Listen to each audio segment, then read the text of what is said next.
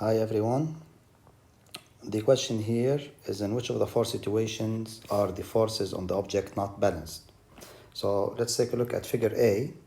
If you look at figure A, I have 7 and 3 newtons upward. So when they add, we will get here 10 newtons when you add them. So this 10 newtons is going to cancel with the 10 newtons. So the forces along the y-axis cancel. Similarly, 2 and 11 will get 13 newtons, and you have 13 newtons to the left. So the forces to the right will cancel with the forces on the left. So this means the system is balanced. So when the forces cancel each other, then the system is balanced.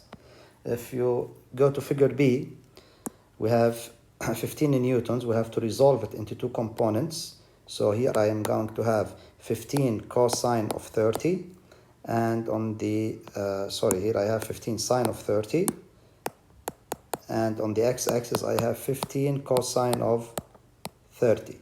So 15 sine 30, you will get 7.5. So 7.5 cancels with the 7.5 newtons, and 15 cosine 30, you will get around 13 newtons.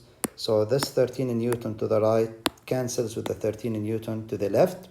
This means the forces are balanced also along the x-axis. So the total forces are balanced. The net force is 0. We take a look at figure C.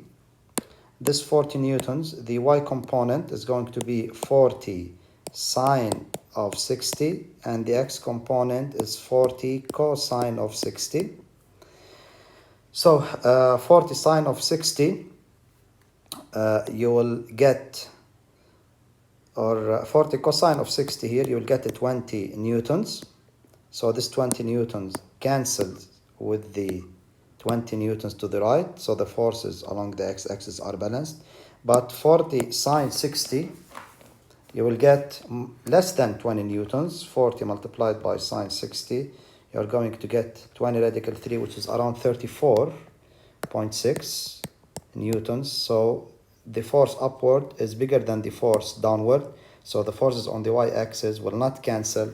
This means the forces are not balanced, or the net force is not 0 here. Then the correct option is going to be C. The correct option is going to be C. You can check also for D if you wish. So here you have to resolve each of those four forces. Let's start with the 15. So the 15 has a y component of 15 sine 45. The 25 also has a y component of 25 sine 45.